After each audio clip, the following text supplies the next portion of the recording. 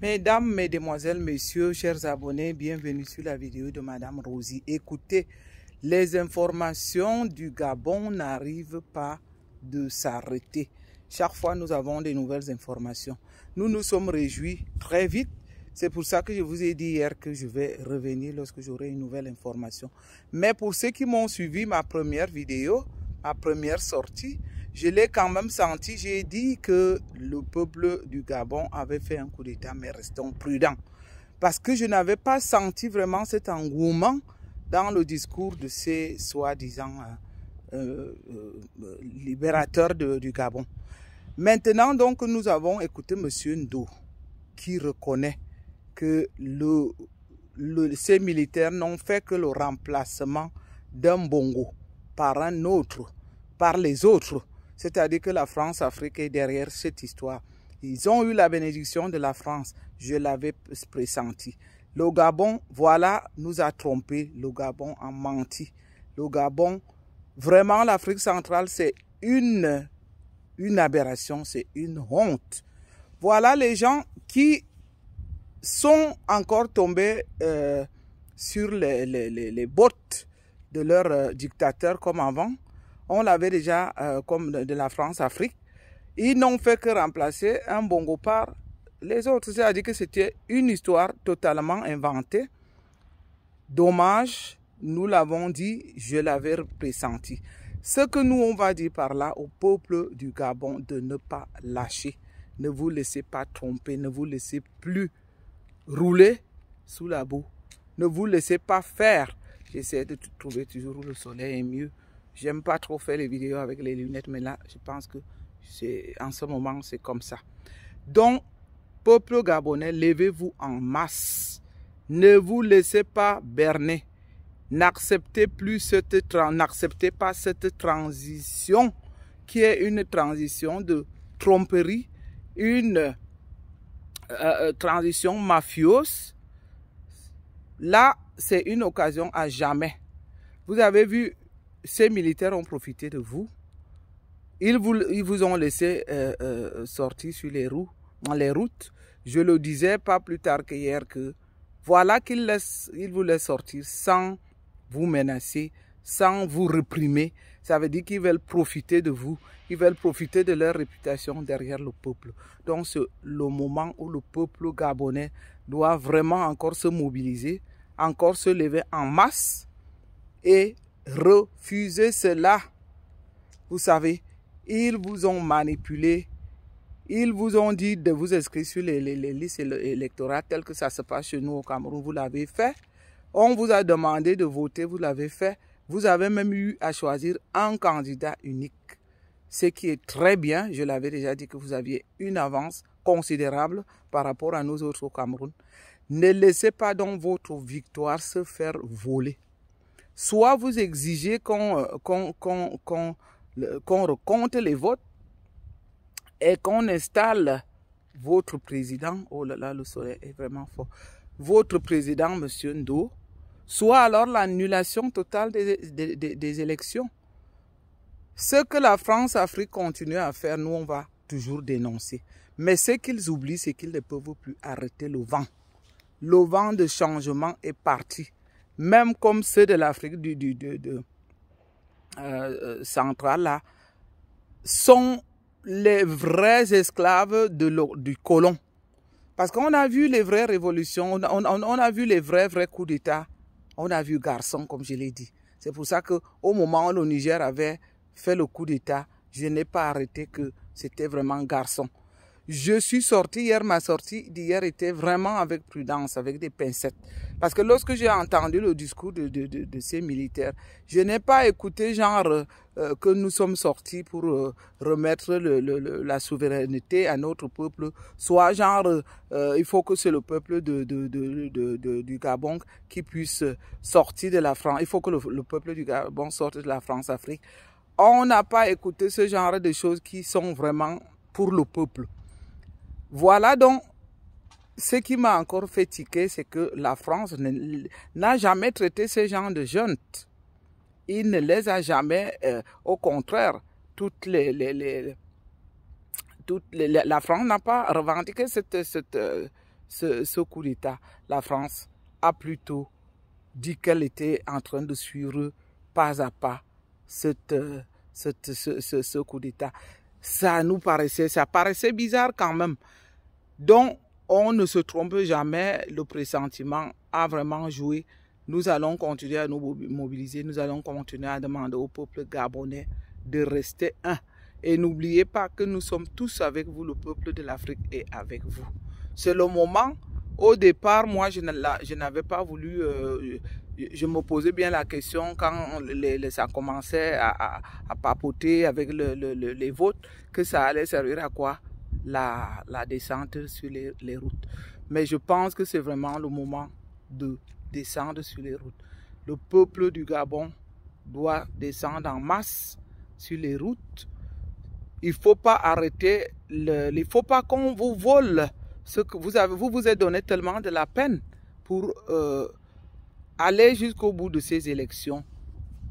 De penser à faire un candidat unique, de penser à évincer un dictateur qui était au pouvoir, un système dictatorial qui était au pouvoir depuis plus de 50 ans, 56 ans, ça va vers 60 ans. J'essaie d'arrondir ça comme ça. Il est donc hors des questions que ces militaires qui ne sont que les complots de l'Occident viennent arrêter l'élan. L'élan est parti. On ne peut plus l'arrêter. Il ne faut pas que le peuple du Gabon se lâche. Le moment est bien parti. Et comme nous l'avons dit, nous espérons, même qu'ils sont en train de nous tromper, parce que ce qui se passe là, au contraire, vous provoquez quelque chose qui risque d'être réalité. Parce qu'au moment même que vous êtes en train de faire un faux semblant de coup d'État, si vous n'arrivez pas à respecter donc les résultats, à bien penser, soit pour que le Gabon refasse le comptage des votes, soit que vous annulez les élections et que la transition soit immédiate. Sinon, je pense qu'il y aura encore un vrai coup d'État parce que en ce moment, le peuple de l'Afrique n'est pas prêt à accepter ça. Surtout en Afrique centrale. Je crois que tous les pays de l'Afrique centrale vivent la même chose. Le Gabon était en tête après la Guinée équatoriale, suivi du Cameroun et tous ceux-ci qui sont là en train d'observer. Ils sont là, ils n'ont jamais rien compris, ce que moi je ne comprends pas. Comment est-ce que les gens peuvent être si bornés? Comment est-ce que les gens peuvent être si bêtes et si lâches? Parce que le fait que ce coup d'État ait eu un semblant de se faire accepter par je vais dire que le fait que les peuples soient sortis en masse et que ça ait fait semblant d'accepter que les gens descendent sur les routes pour les soutenir n'était que pour leur propagande. Donc c'est terminé, cette propagande, il faut l'arrêter, la propagande de la France-Afrique, le néocolonialisme, nous devons sortir de là. Nous n'allons pas nous arrêter, excusez-nous les chers internautes, d'ailleurs vous le savez puisque vous êtes d'accord quand même que l'Afrique sorte de cette France-Afrique, ça doit être la rupture totale. Nous n'allons plus nous laisser berner, les peuples doivent profiter de leurs richesses. La souveraineté doit revenir au peuple gabonais. Et comme nous le disons, après le Gabon, on espère que ceci va aussi arriver au Cameroun. Mais sauf que en ce moment, ça nous bloque un peu. Parce qu'au moment qu'on était déjà en joie, au moment où certains étaient en train heureusement, je n'ai fait que sortir ma bouteille que j'ai présentée et que je me suis dit, même que j'ai toujours allumé ma caméra que pour vous parler des mauvaises nouvelles, que celle d'hier était la bonne. Et qu'il viendra un moment où nous allons allumer, nous allons aussi ouvrir les bouteilles de champagne. Malheureusement, c'est en train de passer à côté, mais on ne doit pas désespérer. Ça ne passe pas à côté totalement parce que même si on ne l'a pas ouverte, comme je l'ai dit que si, je continue à le dire pour ceux qui m'ont suivi hier, j'ai bien dit que si cela deviendrait réalité, on pourrait ouvrir cette bouteille de champagne. Donc, on va bien la mettre au frais. On ne perd rien. On continue à demander au peuple gabonais de se lever. Ah, une dictature, le système Bongo, un système de 60 ans. Et pendant toutes ces années, le peuple gabonais vit encore dans la misère. Le peuple gabonais vit dans la pauvreté, dans la pauvreté. Je ne peux pas comprendre, je ne peux pas m'imaginer, tel que je l'avais dit chez moi, qu'est-ce que ces gens ont. Ils ont amassé des tonnes et des tonnes de milliards. Regardez donc des individus qui viennent encore tromper le peuple. Les militaires du Gabon ont trompé le peuple gabonais. Les militaires du Gabon ont trompé le peuple africain entier. Les militaires du Gabon, c'est une honte. La honte rattrape encore l'Afrique centrale. Comme j'ai dit que ce sont les gens nés avant la honte. On ne peut pas comprendre comment l'homme de l'Afrique de l'Ouest est si émancipé, si déterminé dans sa tête. Nous n'avons que des roublards. L'Afrique centrale n'a que de la roublard. Les gens qui passent le temps à faire du blablabla. Voilà ce que je m'en doutais et c'est ça qui a été encore révélé ce matin. Quant à ce que le peuple du Gabon doit faire, comme nous l'avons dit, c'est de ne pas lâcher. Nous aussi, nous les youtubeurs et tous les influenceurs, je ne sais quoi, les analystes, donnons-nous main dans la main, allons de l'avant. L'heure est grave, l'heure est à la détermination, comme je l'avais dit. Le vent de la liberté souffle. Il ne faut pas qu'on passe à côté de ce vent. Parce que tel que je l'avais dit, si nous passons à côté de ce vent de la libération, c'est que ça va encore attendre 60 ans. Nous retombons sur les mêmes choses chaque fois. Mais même si nous répétons les mêmes choses, ce n'est pas toujours grave comme je le dis parce que le but, c'est d'aller jusqu'au bout. Et que cette fois-ci, le Gabon est tout près de la porte de la sortie. Ils ont enclenché, ils ont déclenché quelque chose dont le peuple doit aussi saisir. Parce que leur faux coup d'État, ils ont pensé qu'ils venaient encore tromper le peuple. Ils sont même encore venus voler l'alternance que le peuple gabonais était prêt d'obtenir. Puisqu'ils ont vu que le Bongo est en train de manigancer pour que les manigants du vol de l'élection de Bongo n'allaient pas passer parce que le peuple était vraiment en colère. Et pour faire un semblant de coup d'État, il passe un autre Bongo à la place du sortant, toujours pour tromper les peuples. Et vous savez, si vous laissez ça, ce qui se dessine là, parce que Bongo devait se présenter, je pense, après 5 ans ou je ne sais pas combien, ou 7 ans. Ça veut dire que si eux, ils gardent ces militaires, ceux qui sont là derrière le néocolonialisme, gardent maintenant la présidence et qu'ils vous fassent l'alternance dans 3 ans pour demander aux gens de préparer les élections jusqu'à ce que les élections soient en route, ça va encore durer 5 ans. Et entre-temps, il y aura encore beaucoup de divisions avec les partis politiques. Il y aura encore un relâchement. Il faut battre le fer pendant qu'il est chaud.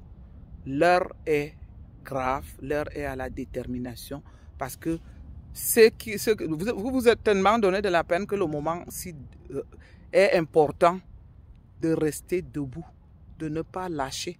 Donc, continuons à le réclamer. Tous les peuples de l'Afrique doivent être en un. Nous devons toujours nous réunir et se donner la main. Comme je l'avais déjà demandé, il faut qu'on soit solidaire. Solidarité n'est pas seulement parce qu'il y a des morts. Là, on assiste aussi à un vol, une tromperie, un mensonge que les militaires du Gabon ont voulu instaurer pour encore profiter. D'ailleurs, tout ce qu'ils nous ont raconté hier, soit on avait arrêté le fils de Bongo, soit ils ont trouvé des millions, soit ces gens étaient poursuivis. Je m'en doutais que, mais comment est-ce qu'ils sont si vite, ils sont allés si vite en besoin? En un jour, il y a eu 3 sorties. En un jour, il y a eu 3 sorties. C'était pas hier, c'était plutôt avant-hier. Je m'en excuse. Et je m'en excuse aussi le fait qu'on vous ait vite transmis l'information, parce que c'est aussi ça. Nous étions tous aux anges d'apprendre que l'Afrique centrale avait aussi fait un geste, malheureusement ou heureusement, parce que moi j'ai quand même un pressentiment que cette histoire-là ne va pas se terminer comme ça. Cette histoire-là, ils n'ont fait qu'un début, ils ont enclenché quelque chose qui doit se relier. Donc, peuple d'Afrique, réveillons-nous. Et comme nous le disons aussi, que nous attendons des autres la même chose. Premièrement, c'est du Cameroun, c'est du Tchad, c'est de la République centrafricaine.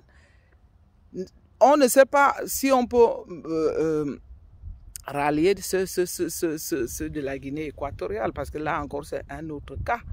C'est un autre cas à suivre de près, parce qu'on peut bien se demander, quelqu'un comme celui de la Guinée équatoriale, qui avait évincé son oncle jusqu'à aller à l'éliminer. Et aujourd'hui, ce monsieur est au pouvoir encore. Depuis près de 50 ans, si je ne me trompe pas. Bientôt 50 ans, parce qu'il a été le premier à accéder au pouvoir. Ça a été même avant celui du Cameroun.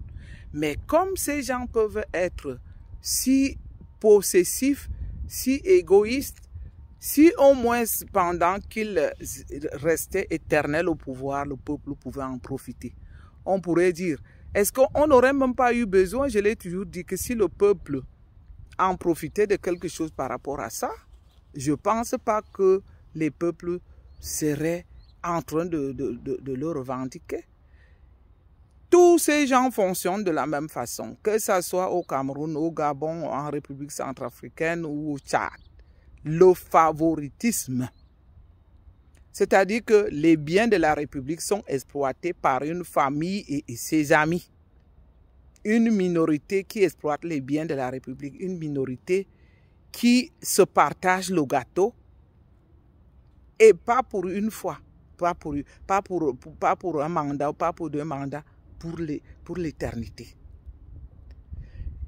Chaque fois que nous sortons pour le dire, nous sommes obligés de vous montrer les réalités. Moi, je ne vais jamais arrêter de venir soulever les réalités. Parce que quand un pays n'a pas d'infrastructure, quand nous manquons de l'eau et du courant comme au Cameroun, quand les écoles ne sont pas équipées. On a vu hier au Cameroun, ils ont montré des écoles. Subitement, ils font des descentes maintenant pour fermer des écoles qui ont été construites, qui n'ont pas dont les bâtiments sont en train de tomber, qui n'ont je ne sais quoi. Comme si, et ces écoles, c'est des écoles privées que monsieur tout le monde s'est levé à gauche et à droite à vouloir faire. Ces écoles-là, ils nous montraient, ils font la propagande maintenant. Ce que j'ai trouvé quand même quelque chose de positif que je vais soulever ici, c'est que j'ai écouté qu'ils ont libéré les militants d'un parti politique dont je ne veux pas aussi citer ici, parce qu'il y a eu cette réunion de Saint-Mélima. On sent quand même qu'ils ont quelque part la peur au ventre, parce que c'est l'une de mes premières fois que j'ai écouté que les militants de ce parti étaient libérés. C'est quelque chose qu'on n'a jamais entendu. Parce que chaque fois qu'ils avaient été arrêtés, on les a conduits directement en prison. C'est l'une des premières fois. Et ça a été fait hier, après le faux coup d'État du Gabon, dont personne n'avait encore les véritables raisons. Rien que le fait qu'ils aient senti qu'il y avait ce coup d'État, je crois quand même que ça a fait un peu réfléchir, ça a fait trembler un peu ceux de mon pays. C'est ce genre d'actions qui doivent continuer dans toute l'Afrique. De toutes les façons, ça ne va pas échapper, ça ne peut pas nous échapper au Cameroun. Ça ne va pas nous échapper, sauf, je vais le répéter sur toutes mes vidéos, sauf s'il y a la résolution de la transparence des élections, s'il y a moins de corruption et s'il y a moins de personnes, s'il n'y a pas de vol d'élections premièrement, parce que c'est par là où tout commence.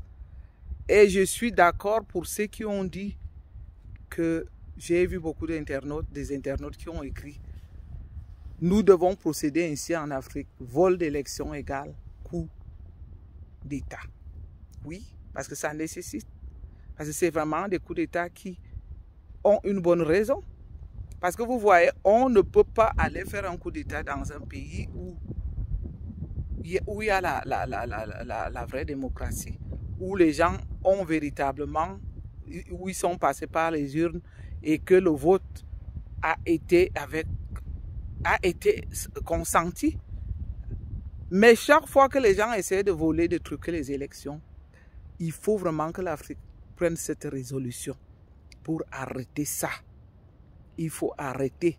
Vous croyez que nous autres, on est nés seulement pour vous accompagner? Comment est-ce que, comme je le dis toujours, mes ancêtres, qui ont tellement eu à offrir, comme dans une ville comme Yaoundé, où ils ont offert tout un aéroport du côté de Simalène, où ceux de mes parents, de Mbokmanga, Mbokbelinga, ont donné des terrains pour toute une ville, en passant par, commençant par Mbokmbi et consorts. Ils ont offert des terrains pour l'État. Comment est-ce que vous pouvez imaginer que, avec tous ces aïeux, il n'y a pas seulement que les miens, parce que chaque Camerounais a des ancêtres, chaque Camerounais a eu de ses aïeux qui ont eu à donner du leur. Donc, vous allez toujours voir qu'on va aller de sujet en sujet qui rejoignent la même chose, parce que tous les pays de l'Afrique, nous vivons la même chose. C'est-à-dire qu'on est parti par le sujet de la dénonciation du faux coup d'État, du mensonge du Gabon, de la tromperie des gangsters qui sont venus tromper le peuple gabonais et le peuple africain. Et nous tombons toujours sur les autres pays parce que c'est le même système et que vous allez voir que chaque élément que j'ai soulevé ici, que ce soit le vol, je vais dire la corruption, le vol de l'élection, le favoritisme, ça tourne en rond parce qu'ils font tous la même chose. Donc, s'ils sont au pouvoir, si je suis venu sur ce fait de citer tout ce qui se passe chez moi, c'est la même chose qui se passe dans tous ces pays d'Afrique centrale surtout. Parce que c'est là où vraiment le pouvoir est éternel depuis une soixantaine d'années. Ça n'a pas bougé. Et ils fonctionnent de la même façon. Ils viennent pour s'éterniser. Ils encouragent, ils volent les élections. Ils encouragent la corruption. D'ailleurs, moi je l'ai dit, j'étais toujours étonné pour ceux qui ont voulu dédouaner certains présidents comme celui de mon pays. Moi, j'ai toujours pensé qu'ils sont en connivence. Ça, qu'ils veulent l'entendre ou pas, je suis sûr qu'ils sont en connivence. Et que lorsqu'ils vont faire sauter certaines têtes, c'est les têtes qui ne leur plaisent pas. Parce qu'on a vu souvent que lorsque les gens étaient mis en prison, soit parce que les gens avaient l'intention d'accéder au pouvoir. Mais tant qu'on n'a pas l'intention d'accéder au pouvoir, je ne sais pas, comme d'ailleurs dans mon pays, le Cameroun, il n'y a même plus eu de réunion de ministres. Qu'est-ce qu'ils se disent même dans les réunions? Volez autant que vous voulez, comme on l'avait aussi entendu avec la France. C'est aussi un élément important à ajouter, qu'à l'époque, la France interdisait au président africain de ne même pas parler de certaines choses. Tant que vous ne vous mêlez pas, tant que vous pouvez, je vais dire, leur laisser la priorité de faire les premiers marchés, les premiers contrats des marchés internationaux, tant que vous versez les redevances au trésor de la France, tant que vous les laissez exploiter les matières premières les plus importantes, vous pouvez rester éternellement au pouvoir. C'est-à-dire que je pense que c'est les causeries même qu'ils ont souvent quand ils se rencontrent. quand ils se rencontrent même, qu'est-ce qu'ils peuvent bien aller dire là-bas? On les voit après, comme dernièrement où ils ont fait, où tous les présidents africains se sont retrouvés en France. Je pense qu'il y a des tête-à-tête après. Oui, si vous sortez avec un entretien avec le président et qu'il vous dit, vous connaissez la règle, vous savez que tant que nous on peut exploiter les matières premières telles que nous le désirons, tant que vous reversez de l'argent dans les trésors publics, la trésorerie de la France, vous pouvez, on peut vous donner que la bénédiction de rester au pouvoir jusqu'à la mort. Et pendant ce temps, ils vont favoriser leur entourage. Le vol continue, le pillage de la République continue. La justice est sous leur... C'est une justice sous leur botte également pour que quelque chose soit... pour qu'une justice soit dite, comme dans le cas de Martinez, où moi, dans mon analyse, je suis sûr que ce cas aura aussi le rapport toujours avec les problèmes politiques. C'est-à-dire qu'on va utiliser cet assassinat-là. Cet assassinat-là, la justice n'arrive pas à se prononcer. On tourne autour. Je pense que ça sera aussi soit un chantage qui sera fait au moment des élections pour que les concernés que nous connaissons, que nous ne pouvons pas toujours donner les noms officiellement, que le moment venu qu'on leur dise, si vous arrivez à nous amener des bons résultats de campagne de votre, je vais dire province ou je ne sais pas quoi, votre communauté, vous sortez indemne. Voilà donc comment fonctionne l'Afrique. Et qu'on veut qu'en 2023, que les enfants de l'Afrique observent ça. Vous savez, la dictature, elle dure pendant qu'on garde. Aussi longtemps qu'on va garder le silence, la dictature va durer. C'est ce qu'on a toujours dit. Aussi longtemps qu'on va garder le silence, que la dictature va s'éterniser. Je vais dire, les dictateurs vont rester au pouvoir. Dès que tout le monde se met main dans la main pour se prononcer, les gens sentent quand même la pression. Tout être humain peut sentir la pression. Et comme on le sait que chaque citoyen camerounais ou de son pays a le droit de suivre la situation politique de son pays et de se prononcer. C'est pour ça que nous autres, on ne peut pas rester là à applaudir. À applaudir la gabégie, le favoritisme, les détournements de fonds publics. Sans parler de la corruption qui est devenue un fait, un phénomène normal. Autant de choses. Ceux qui sont en haut, les plus grands, comme les chefs d'État et leurs ministres, détournent en masse. Quant aux autres, on vous dit la corruption. On ferme les yeux dessus. D'ailleurs, il n'y a aucune loi. Il fut un temps où ils nous ont menti qu'il faut que les gens, ils ont fait des, je ne sais pas moi, dans certains services, des boîtes aux lettres où les gens devaient se dénoncer. Mais ça a donné quoi? Moi, je me souviens que j'ai aussi recommandé à mes employés de l'époque d'aller aussi revendiquer dans des services où ils étaient torturés. Et pas torturés, c'est un grand mot. Parce que ceux qui sont torturés, trimballés, je voulais dire. Parce que lorsqu'on est quand même torturé, on ne peut pas comparer ça à quelqu'un qui est trimballé. Chaque fois qu'ils étaient trimballés dans les différents bureaux et qu'ils venaient m'en informer, je disais, mais on nous a dit qu'il y aura des boîtes aux lettres dans des services publics où vous pouvez aller revendiquer. Ils sont donc allés souvent aussi écrire. Mais je ne sais même pas si on ouvre ces lettres, soit on les fout à la poubelle carrément. Les gens sont là en train de se foutre du peuple. Et qu'on va nous dire, nous autres, d'arrêter, non. On ne fera sauf que continuer à dénoncer. Je l'ai dit sur les vidéos précédentes que le jour que j'aurai un président qui est pour le peuple, qui est pour les intérêts du peuple, qui travaille pour la souveraineté du peuple, qui travaille pour l'évolution de son pays, pour le développement. Mais moi, ça ne va pas me gêner de venir aussi allumer ma caméra tous les jours. D'ailleurs, on n'aura pas grand-chose à faire en ce moment-là, seulement de venir, chanter les louanges.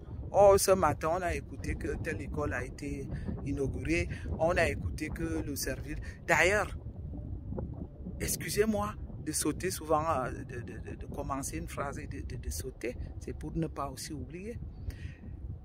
Un pays où on n'a pas des pays d'Afrique comme les pays de l'Afrique centrale, où c'est fait exprès qu'on ne parle pas du rendement, où on ne réclame pas le bilan. Parce que si un pays où lorsque tu écoutes des nouvelles, ce n'est que des mauvaises nouvelles. Est-ce qu'on peut se lever un matin chez nous et écouter avoir des bonnes nouvelles pour dire que telle ou telle entreprise de l'État, parce que les privés, je ne sais pas s'ils viennent nous détailler leur bilan, mais qu'on écoute quand même qu'une entreprise de l'État a fait tel bilan et qu'on a augmenté les salaires et qu'il y a eu des rémunérations et tout ça, et que telle ou telle route a été inaugurée. En ce moment, c'est grave. Je voyais qu'on montrait, excusez-moi, il y aura tellement de détails que chaque fois que je fais une vidéo, je vais de détail en détail, d'élément en élément. Il n'y a pas longtemps, encore pas plus tard qu'hier, que je voyais les routes de Douala qui sont transformées en lacs. Voilà donc les rentrées scolaires qui vont commencer, où les parents ont déjà non seulement des difficultés financières, où les parents doivent encore s'inquiéter comment est-ce que les enfants vont s'y rendre à l'école. Les routes se transforment en lacs.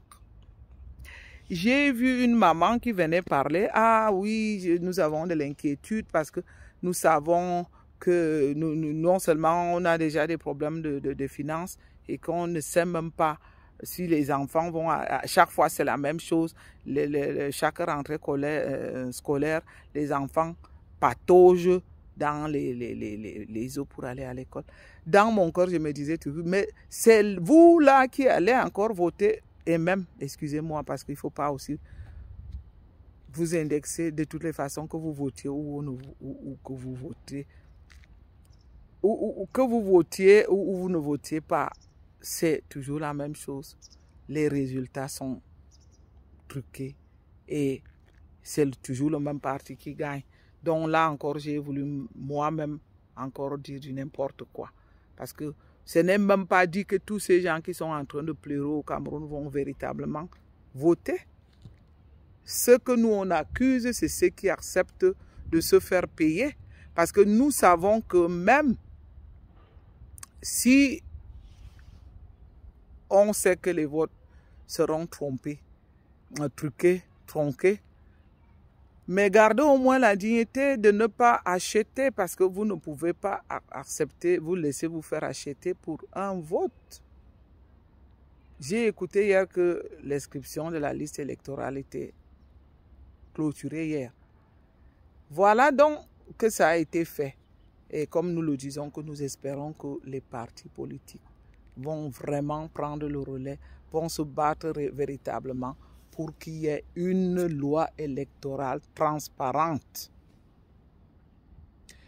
Je ne sais pas à quel niveau ils en sont. J'ai écouté quand même qu'ils ont commencé à le revendiquer. Mais comme nous savons qu'il y a les traîtres dans notre pays, parce que tout ce qu'ils veulent, c'est que lorsque les élections sont là, qu'ils acceptent quelques individus qui ont été payés pour aller jouer le rôle des opposants. Ça veut dire que les vrais opposants même, si ils posent des conditions et que ces conditions-là ne sont pas respectées, on peut leur dire allez vous balader. D'ailleurs, c'est leur souhait. Et que j'ai peur que c'est ça qui se passe encore au Cameroun.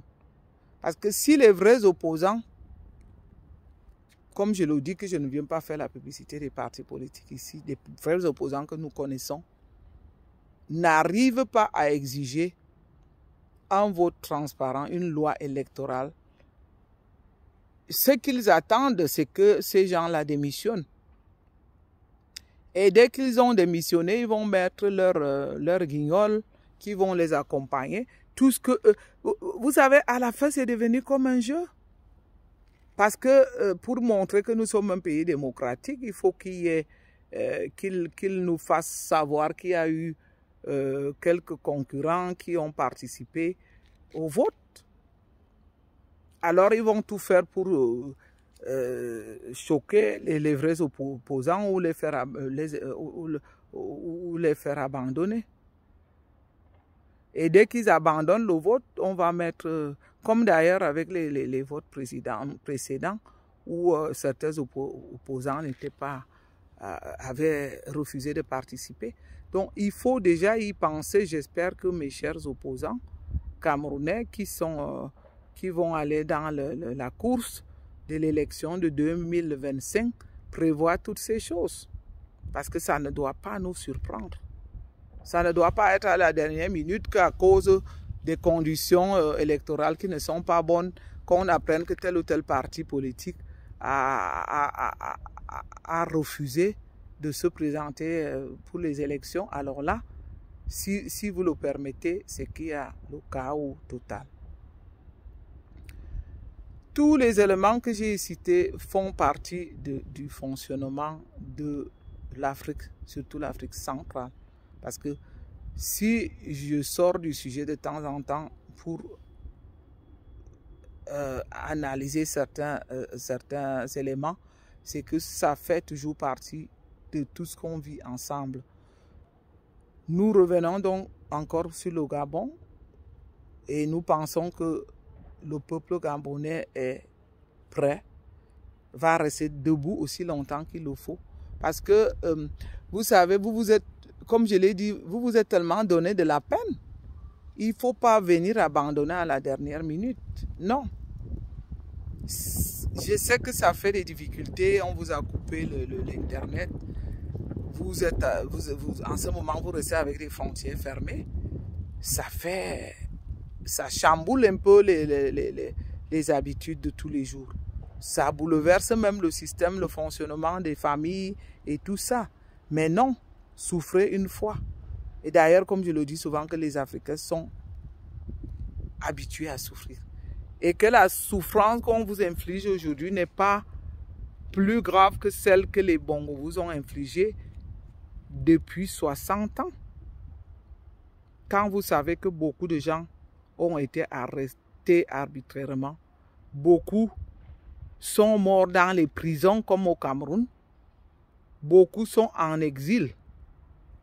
Alors, qu'est-ce qui va gêner maintenant que vous souffriez pour quelques jours encore? Parce que là, ils sont en train d'annoncer l'alternance lundi. Il ne faut pas accepter cette résolution. J'ai écouté que c'était lundi que la date était prévue. Nous sommes encore vendredi. Il est temps que, entre aujourd'hui, demain et dimanche, que les peuples, les populations se mobilisent. Que ce soit ceux du Gabon ou ceux de la diaspora.